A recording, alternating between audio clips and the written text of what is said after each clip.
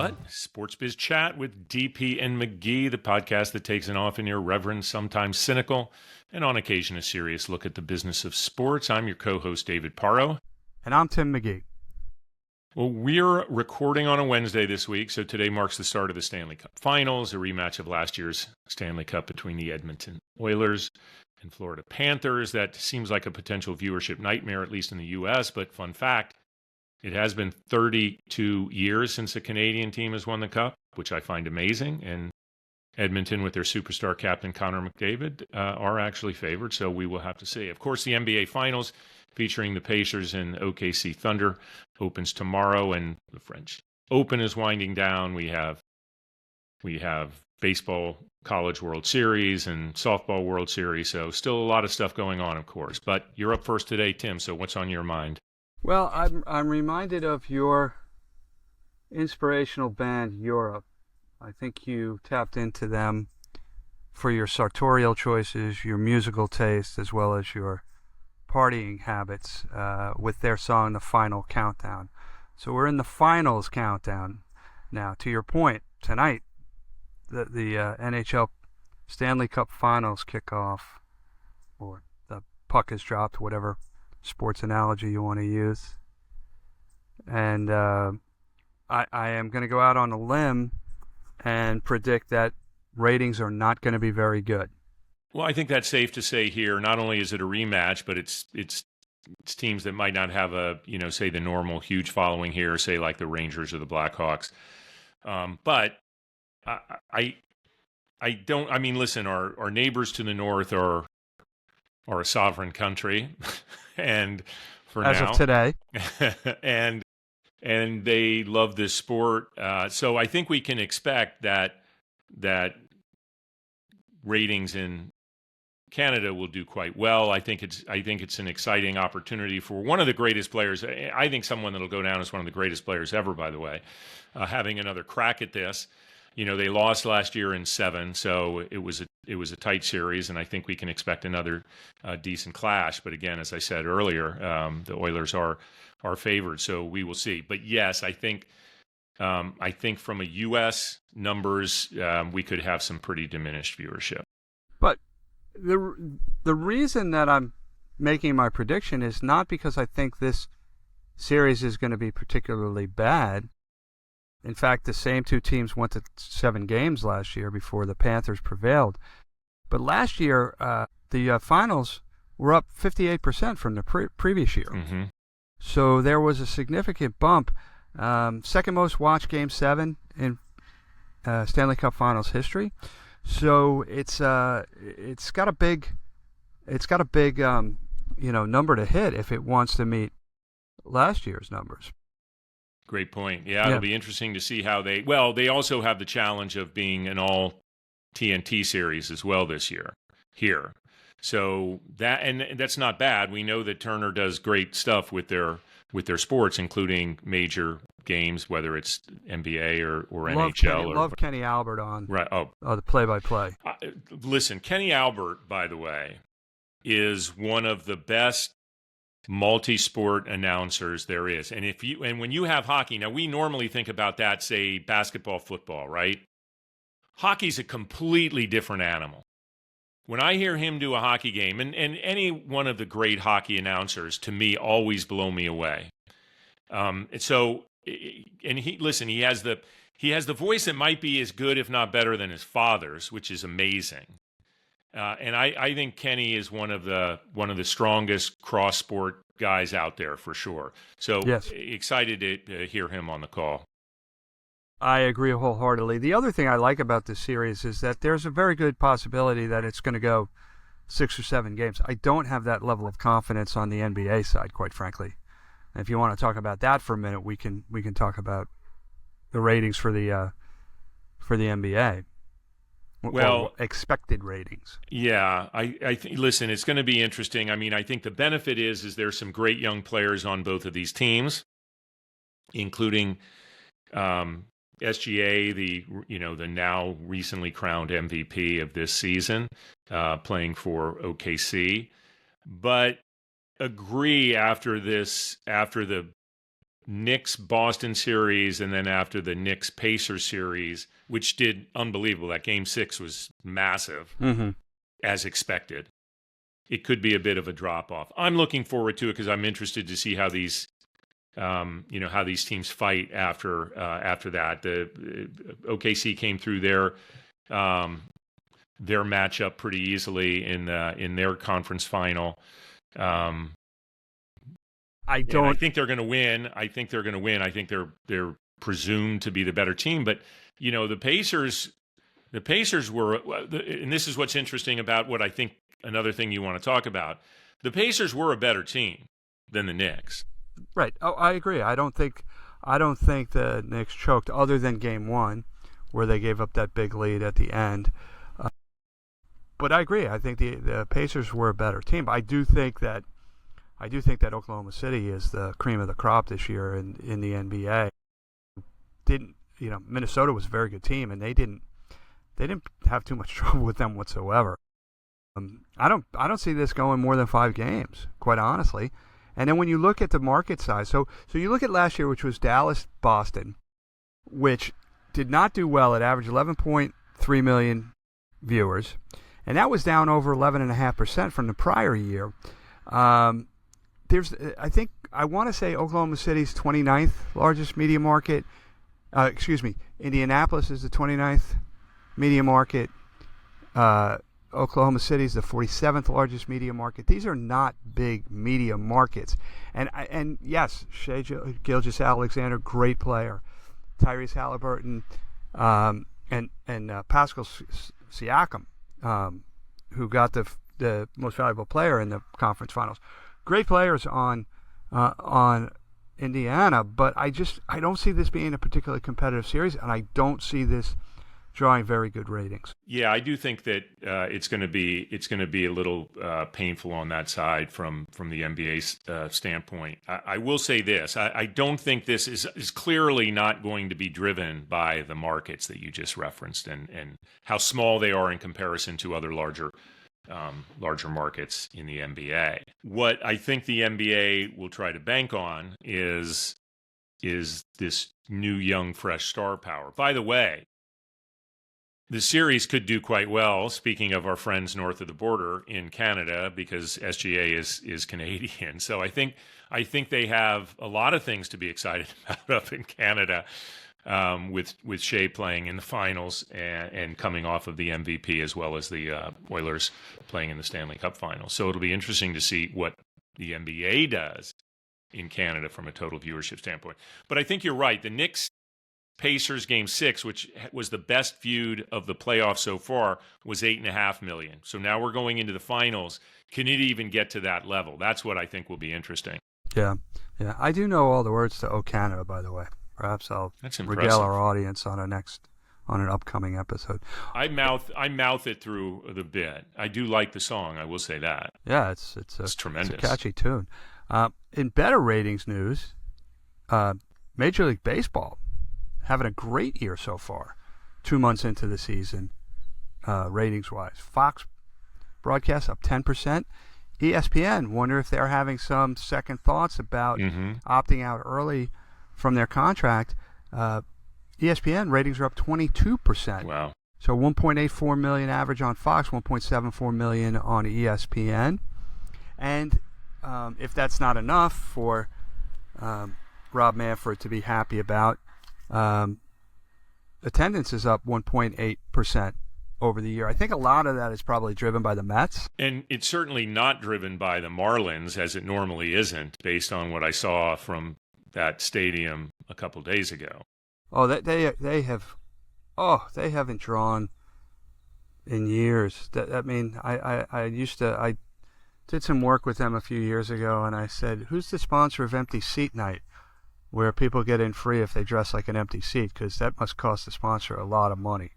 Just ridiculous how empty that stadium is. It's a nice ballpark. Yeah, listen, it's an unbelievable year for baseball in New York, but as well as a lot of other cities. Obviously, the Dodgers are going to do what the Dodgers do. Chicago, the Cubs are back playing pretty good baseball, and I think have a good shot at winning that division. They'll get a chase, of course, by the Cardinals, if not completely fold and have the Cardinals overtake them. But New York, and interestingly, they're packing them in, doing well in the standings, not getting that much production out of Juan Soto, who they just... No, which, listen, I'm not one of those. Did I wish that he had re-signed with the Yankees at the time? Yes, I do. Am I glad they didn't re-sign him at this point? No, not particularly, because he's a great player and he will come around. Everything reverts to the mean, and he is a phenomenal ball player. He's not going to make the All-Star team this year, but that's based on a half season's performance. I don't have any doubt that when everything is said and done, he'll put up some pretty good numbers over the course of the season. But there's some great young players out there, particularly like Tarek Skubal pitching for the Tigers. I think his final pitch was like 100 miles an hour or something in a complete game win a couple of weeks ago. Nobody pitches complete games anymore. Paul Skeens, at least 2 months into the season, doesn't seem to be a flash in the pan. Got an ERA just over 2 runs a game. He's pitching really well. You got your boy out in Chicago, Peter Crow Armstrong, having a great season. He's going to make the All-Star team. I think Shohei Ohtani's going to be pitching not too long. Right. Yeah. No. I think that the Manfred years have had a lot of great successes, and I think they're on the verge of, with a new television situation, and we've talked about it on the show before. I believe the quality that they're getting out of their Friday night games with Apple suggests that they could be a factor moving forward in a broader sense. So I think a lot of things have happened, and I'll add on to this while we're on the discussion of Major League Baseball. One of the things I wanted to talk about was the investment earlier this week in the Athletes United Softball League, which I think just shows that they are not sitting still. They have an understanding that things that they need to not rely just on the old story, which baseball always did, which is, hey, it's America's pastime, and we have all these traditions and this and that it is about stars. It is about media distribution to an extent. It's about exciting content, and it's about doing things that are on people's mind and people are caring about. And I think supporting women's athletics has been something that has been a movement, with Athletes United in general being one of the driving forces of that. And this significant investment to this new softball league, I think is exciting, certainly reminiscent of when the WNBA was launched some time ago. The appointment of Kim Ng as the first commissioner, the former GM of the Florida Marlins, the aforementioned Florida Marlins, all very, very exciting. So I'm curious to see how all this, and then that is on top of what I think is getting as much attention as the College World Series, the men's baseball College World Series, and that's the softball competition going on, which is now about to go into the finals this weekend with Texas against Texas Tech. A pretty regional fight, but some of these players are becoming actual stars. I've been to both the men's College World Series and the women's, and they're both great events. Oklahoma City, great host city for the women's side, and I think your point is very well taken about MLB's investment. First of all, it works from they're going to make money off it, I would think, but also they're expanding their fan base too, to expose softball fans to a sport that they may not particularly have cared for in the past. I don't know the crossover between softball and baseball fans, but I would imagine there's a fair number of softball fans who are not MLB fans who may tune into a game now because of the support that the league has given Athletes United. Yeah, my guess is there is a bit of a crossover. I mean, listen, the games still involve a bat and pitching a ball and hitting it in the bases in a similar fashion. So I'm guessing there is a similarity in those women that are playing the game have probably grown up liking the game. But you're absolutely right. There's enough of a core there, at least the fans that are following because of family or whatever, to now have this opportunity to cross over. But I think the promotional heft that MLB will bring to this upstart league, now that it has this organization and money and attention behind it, I think is quite significant, and I'm excited. And I do have to say, I don't know if you've seen any of the highlights of Texas Tech's win against Oklahoma. I mean, but that was like thrilling stuff. Nigeri Kennedy, who you've seen, who pitched every out. I mean, she's a massive superstar. It's been reported that she had this big NIL deal, but you got to hear her in interviews. I mean, she just knows how to do what she needs to do to promote the game. And so I'm a bit excited to tune in to see a little bit of that competition between the Red Raiders and the Longhorns. Yeah, it should be great ball. The other thing I would say is keep in mind that Major League Baseball took control of minor league teams, contracted it a few years ago, and then they also have a strategic partnership with Little League Baseball. So they get, in baseball world at least, they get kids, parents, fans, players from cradle to grave. So another smart move from that perspective as well. I was going to say this a little later, but you just brought up minor league baseball. I have to ask you if you've been following this story with John Oliver and the minor league team rebrand. No, but please share it with me and our audience. It's first, listen, from a comedic television personality, I think Oliver has been pretty unique, and he has the benefit of being on cable, so he can say whatever the heck he wants, even though he spends most of his time ripping into his parent company, HBO, which of course is owned by larger parents. But he decided, or the show decided, to pick a minor league team, and he got 47 submissions to rebrand the team. And the team, if they were selected, had no say in how it was going to be. They ultimately picked the Erie Seawolves. And the primary reason that he said they were selected is because they're on a lake, Erie, Pennsylvania, but they're called the Seawolves, and he thought that was a little incongruous. So that was a primary reason. And I just can't wait to see what they do with it. But they got some tremendous submissions, and he went through some of the stuff. They showed the mascots of some of these teams. The funny thing is about it, while who knows what they're going to do? I mean, who really knows what they're going to do?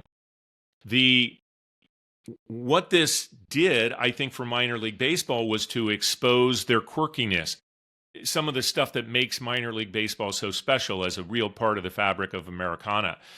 So I think overall it was a positive. But, to your point about MLB having a piece of, what their role and involvement is with minor league baseball across the country, it just shows a willingness to be a little more creative, because that could have gotten shut down, right? That could have gotten shut down, and it didn't. No, I can't wait. I'm here for it. And one of the things I think Major League Baseball should be doing, if they're not, is a lot of the rules changes in Major League Baseball start at the minor league level. The pitch clock, for example. Certain things, for example, banning smokeless tobacco, started on the minor league level. So these kids came in, they didn't have an opportunity or the ability to put dip or chewing tobacco in their cheek, so they didn't develop that habit. So then as that generation of players comes through the system, then in the major leagues, then those players are not going to be chewing tobacco anymore, which is a very unhealthy habit. My long-winded point, and hopefully I have one, is that MLB should be looking to minor league baseball to what they do in terms of fan engagement, sponsor activation, the entire game day experience, to continue to innovate and try new things on the major league level, which some things may not work at the major league level that work on the minor league level, but some will. And I think, you go to any minor league stadium, there's going to be entertainment, there's probably going to be some sort of promotion going on, and I think Major League Baseball can learn a lot from that. And then in turn, then they take those learnings and hopefully apply best practices to the softball side as well. So it all comes full circle. Right. When you look at my favorite team is, or team name, not favorite team, is the Hartford Yard Goats. The list is so long, Tim. Right. I mean, it's just tremendous. And I want to call it the Altoona Curve. I don't know if that's I don't know what that has to do. There's so many weird names. We were in North Carolina last weekend for a wedding, and as we were driving through Durham, my wife said, "Wait, there really is a Durham Bulls team?" She had only known them from the movie. It's part of what made that movie so special, by the way, is that it did have everything about it in terms of look, as crazy as it seemed to have. Tim Robbins. Tim Robbins. You're thinking of Venus Flytrap from WKRP in Cincinnati. It was played by Tim Reed. Boom. Tim Robbins, Tim Robbins was the star of my favorite movie of all time in Shawshank Redemption, so I should not have forgotten that name. But he played Nuke LaLoosh. And by the way, Bull Durham is my second favorite overall sports movie, my first of the comedic genre. What is your favorite? Hoosiers. Okay. Tim Robbins is one of my favorite all-time movies. It may even be his first role. The Sure Thing with John Cusack.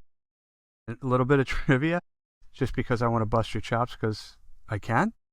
There is a scene at the beginning of the movie where John Cusack is running out of what is ostensibly his dorm to catch a ride to California, and it is shot at Cornell University. I'm assuming Cornell. Thank you. I'll make sure I do not watch that list and just continue to follow. Trivia quick. Have you seen the movie?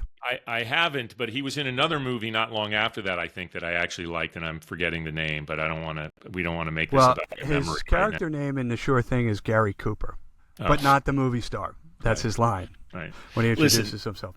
He was also in Jacob's Ladder, another great. Yeah. Bob Roberts. Probably one of the best, right? But Shawshank Redemption for sure. Listen, no quick hit college scene of someone like in a dorm room doing something is ever going, in my view, to match Chris Farley at Marquette University at the opening of Tommy Boy. It's not going to happen. All right. No, I will give you that. I will give you that. I'm trying to think of other Tim Robbins movies where. Well, what I was going to say is that he wasn't exactly. They didn't try to make him look like he was a great pitcher. That another thing I loved about the movie. Obviously, Kevin Costner is a good athlete, so he was able to make it work. Cal State Fullerton, I think. He's played athletes in multiple but I think movies. He played college baseball at Cal State Fullerton, if I'm not mistaken. And so he could pull it off, and I thought was really great in that movie. I just thought the whole movie was funny, but the beauty of it was at that stadium. I actually worked an ACC baseball tournament at that stadium before, where the Durham Bulls play. It's an absolutely magical place. And so I just thought the whole way around the movie just delivered. Yeah, Ron Shelton, the director and screenwriter, was also a minor league baseball player. So I think it had an air of you're like, this is second week in a row you're dropping, or third, I don't know. I mean, at least in the last few shows where you're dropping director credits. Are you like an IMDb, are you a paid subscriber to IMDb? Or no, I just know that. Ron Shelton. All right. I mean, so you have to assume it was authentic. I mean, to me, one of the best scenes was the meeting at the mound. And when the Robert Wool character talks about candlesticks is always a nice gift. Yeah. And so I always thought that was probably not every mound visit, but certainly that would be something that would be said at certain points during the game. Yeah, that is such an unbelievable scene. And Robert Wool, of course, who played Arliss in the famous sitcom about a sports agent, which was great. My other favorite scene was you lollygag down to first, you lollygag down to second. What does that make them? What does that make you? Lollygaggers here? Lollygaggers. And the Sarandon's. Yeah. Great line after Kevin Costner's monologue about what he believes in. And she just says, "Oh my." Yeah. She was. All right. Would this be Annie Savoy was pretty sexy. Yeah. Would this be digression? Maybe? No. I think. All right. This is what is known as stretching.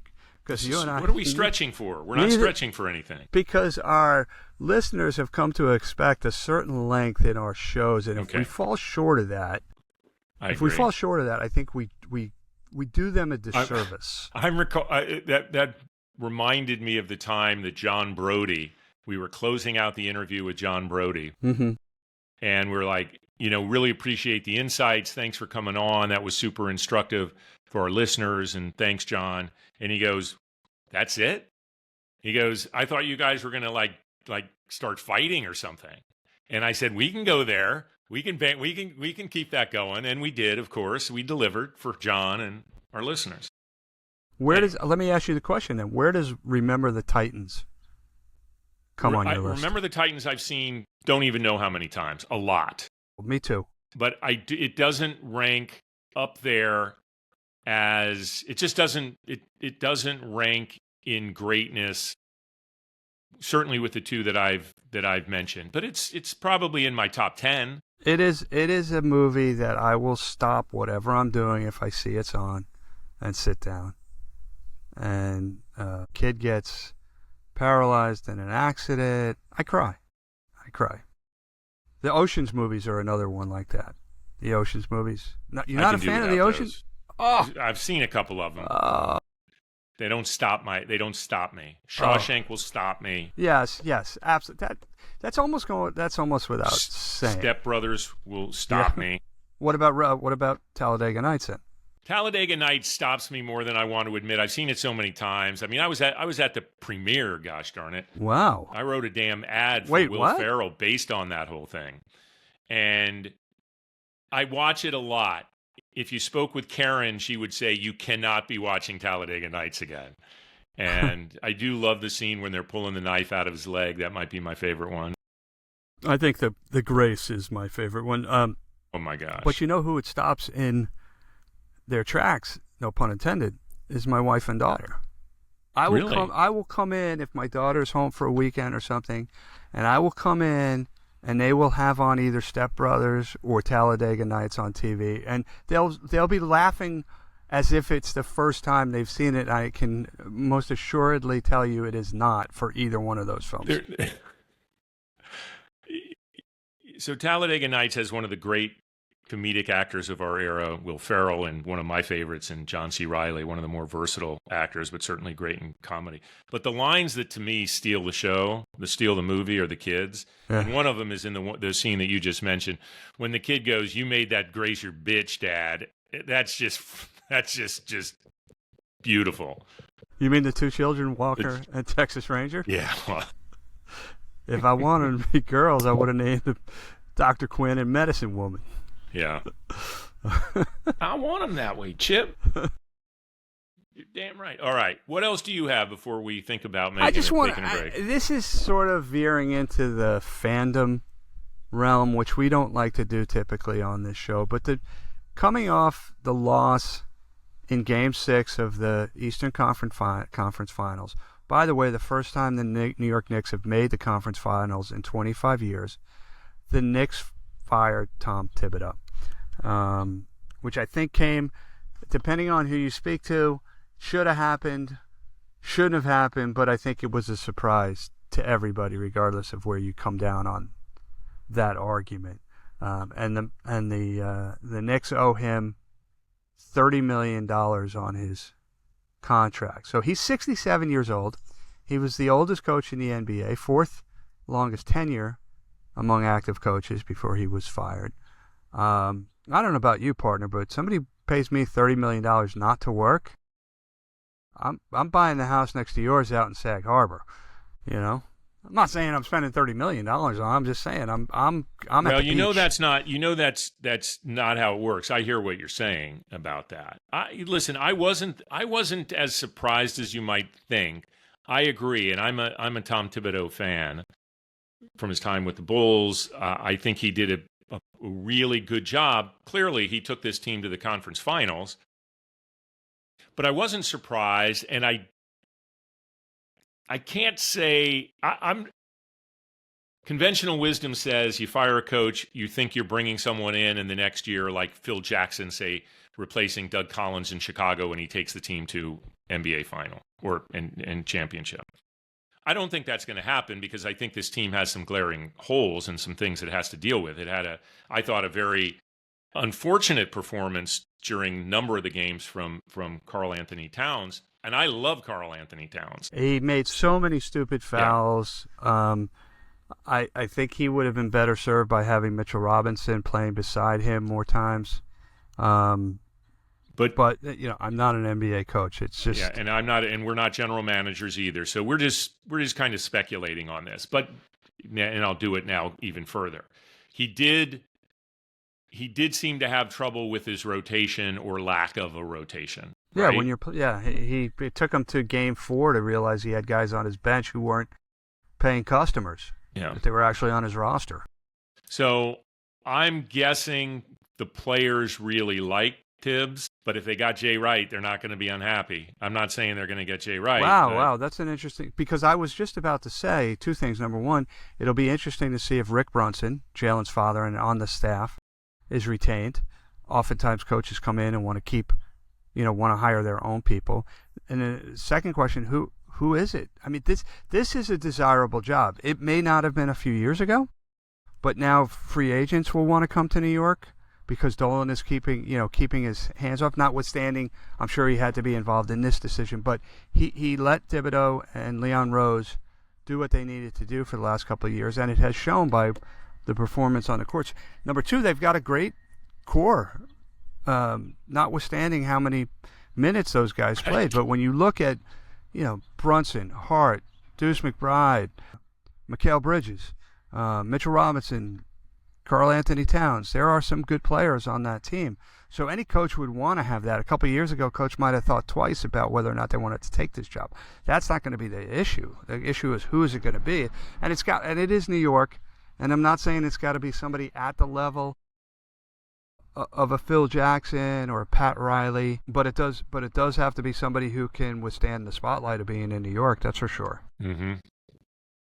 Yeah, it's going to be an interesting one. I totally agree with you in terms of the desirability of that particular job. It is New York. You saw how the city rallied around this team, even more so than normal. The Knicks have great support all the time, but this team, not just because of the celebrity turnout, which was immense, but just the city really getting behind that team. And it was a team led by Jalen Brunson, very clearly led by Jalen Brunson, that they can build around. And even if you know that you're in the spotlight, know that you're constantly on the hot seat, which you would be. Yeah, I think somebody that wants to coach at the highest level says that's an exciting opportunity. And to your point earlier, if it doesn't work out, you probably get a payout. Anyway, did you want to do a spotlight on sponsorship before we take a break? Thank you, yes. How do we feel about these sponsorship deals?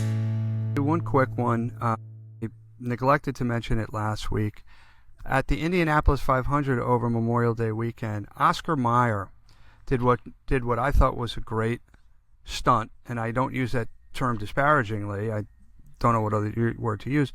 They had 6 Weiner Mobiles representing 6 different regional hot dog types. So they had the New York style, the Chicago style, and so forth.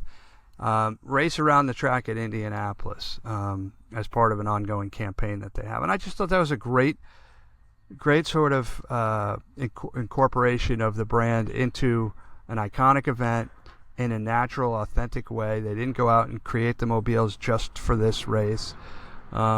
And Memorial Day weekend being the unofficial start of summer, I thought it was just great timing as well. So I wanted to give kudos to the makers of Oscar Mayer and their agency partners on what I thought was a great activation. Yeah, sometimes these things that work very well, which I agree this did, end up being reasonably simple ideas in concept. And it reminds me of the thing I brought up on a spotlight on sponsorship recently, which was the Lego tie-in with the Miami Grand Prix in Formula One, where the Lego cars were on the track. So it was similar. The Weiner Mobile is, I think, one of the great branded icons in the history of American consumerism.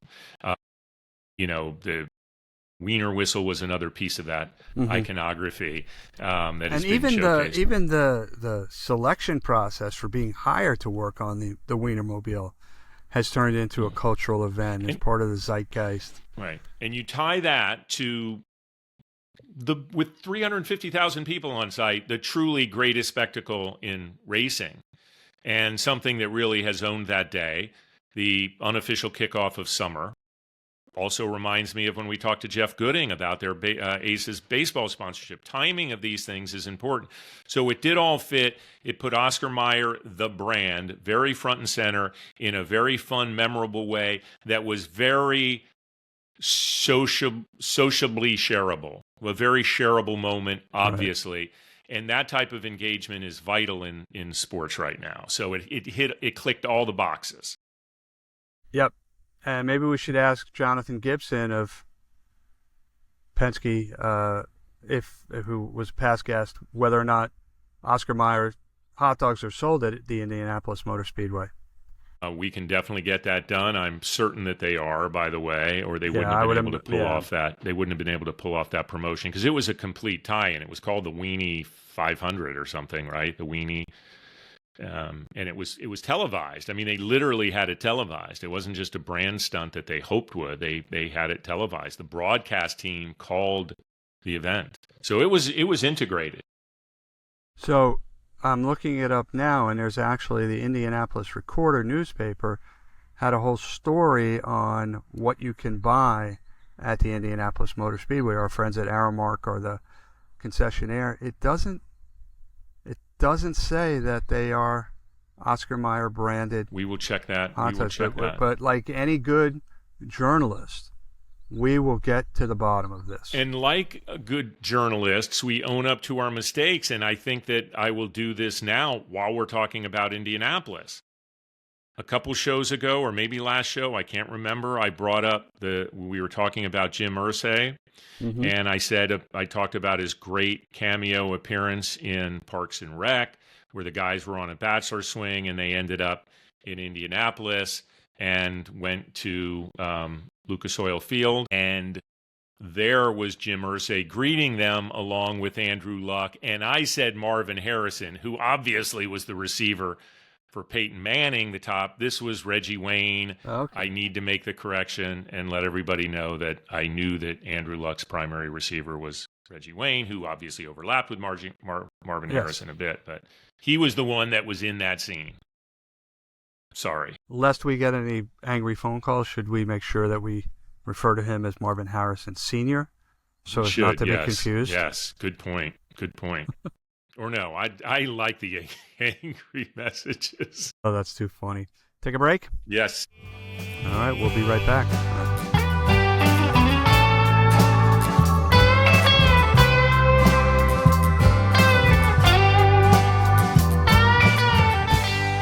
So we are back, and this is the point in the show where we take a look forward. David, what are you looking forward to in the coming weeks?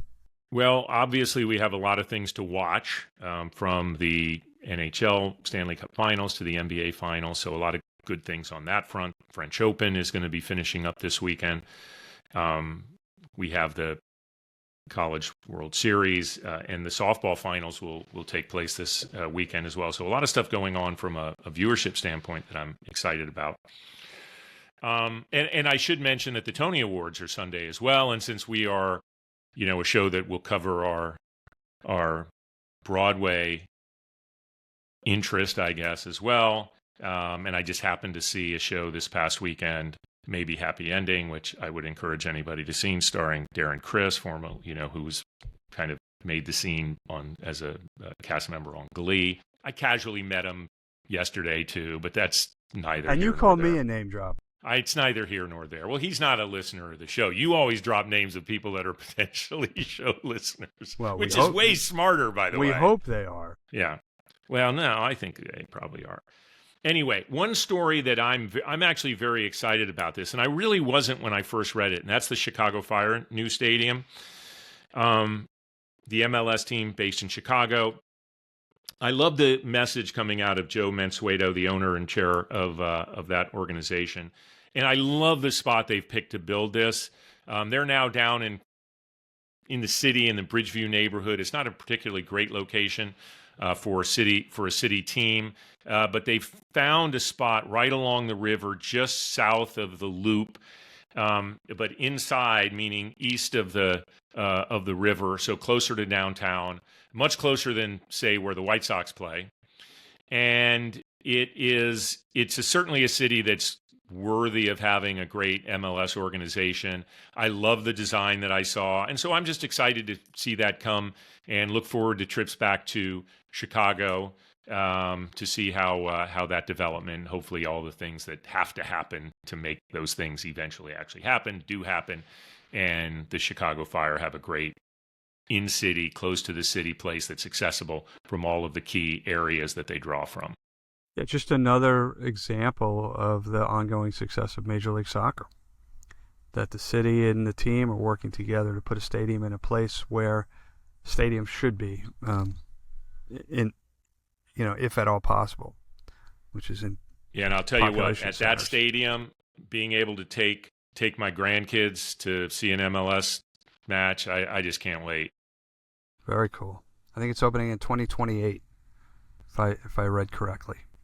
So not too far from, Yeah. So what about you? Well, keeping on the MLS and the soccer theme, the Seattle Sounders are playing in the upcoming FIFA Club World Cup.